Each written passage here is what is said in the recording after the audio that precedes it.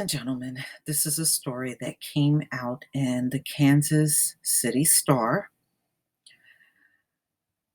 Moving while black is not illegal. So why is this Kansas man handcuffed at his own home?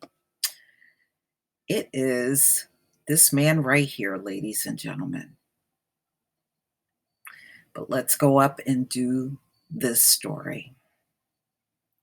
Moving a big screen television into your new home in the middle of the night is not ideal, but it's not against the law. Police officers in the Kansas town of Tocanoxie seems to be unaware that moving while black is legal, even at 2:30 a.m. on a Sunday. Carl Robinson, a 61-year-old African-American military veteran, told the Star this week that he spent 8 minutes in handcuffs after the police found him lugging a TV up the steps to his home. He wasn't accused of a crime, but an officer thought Robinson's late night, early morning project was suspicious. By then, the new homeowner had already spent several hours moving and was hauling one final item inside. So he was spending his entire day moving in. So this big screen TV was the last item he was taking into his house. The incident was captured on the officer's body cam. Tocanoxie Police Chief Greg Lawson said the color of Robinson's skin had nothing to do with the situation, but that's dubious.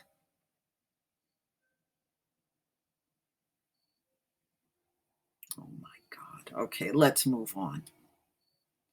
Lawson claimed that an increase in they always come up with, oh my, now this is what the chief is saying. They always got some excuse, y'all.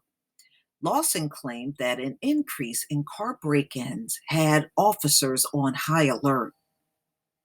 He didn't reply to an email message asking for documentation of such incidents. These incidents did not happen, ladies and gentlemen.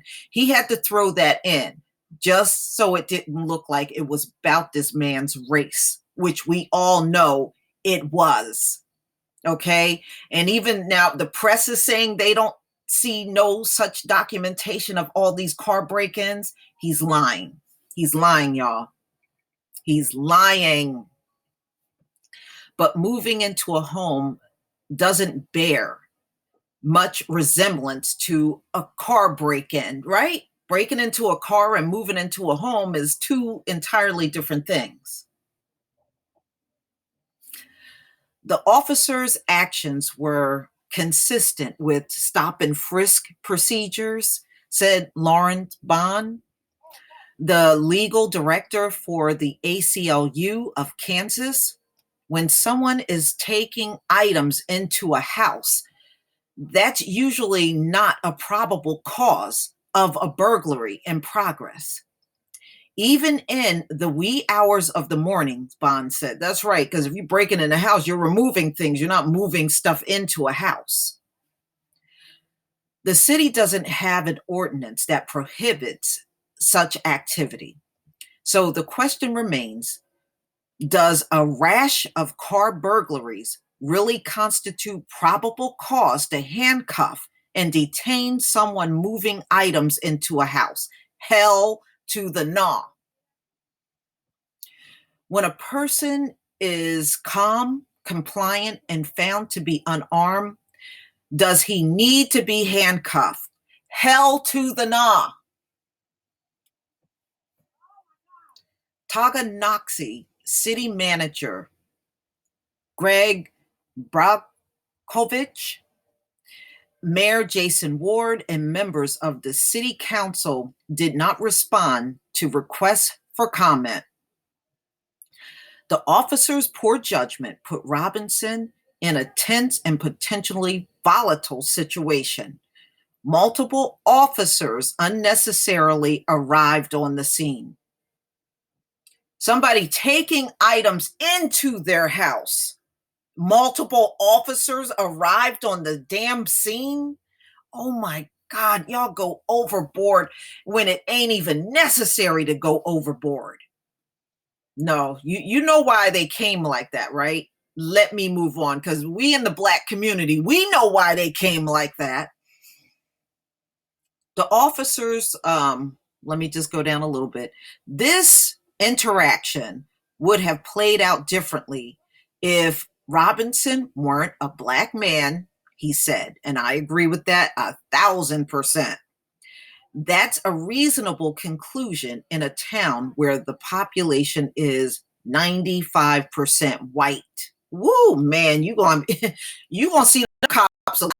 I'm seeing them a lot. And 1.1% Black. Oh, honey, it was about him being a Black man. You can best believe it. 95% white. Yes, it was about that. No doubt.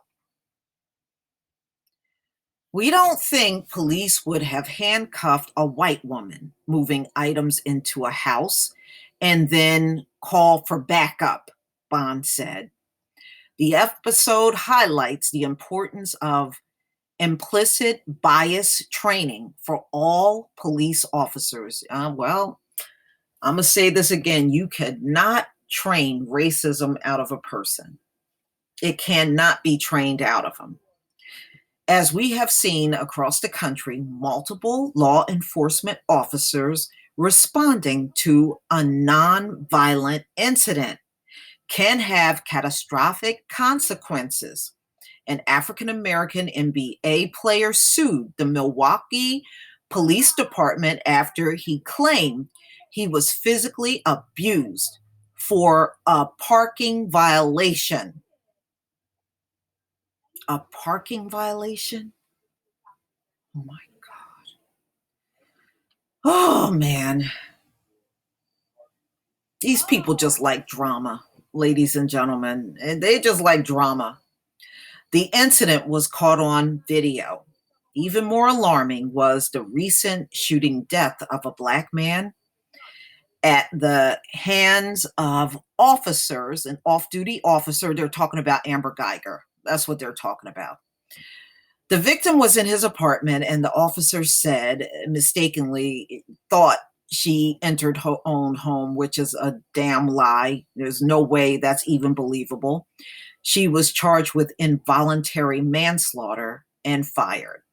Robinson is lucky this situation did not escalate. To his credit, he remained calm, and at a minimum, he deserves a public apology. Man, forget the apology. You need to sue. Forget the apology. File them lawsuits. A review of the Tonganoxie Police Department procedures and a focus on ensuring that officers complete implicit bias training could prevent similar incidents in the future. Yeah, right. Yeah, right. You can't train that shit out of people. Hi, Loretta. All right, y'all. Please tell me what you think about this, because I think this is crazy. Please leave your comment and subscribe. Don't forget to hit on the notification bell, and I'll see you on the next video. Shut up, Loretta. Peace, family.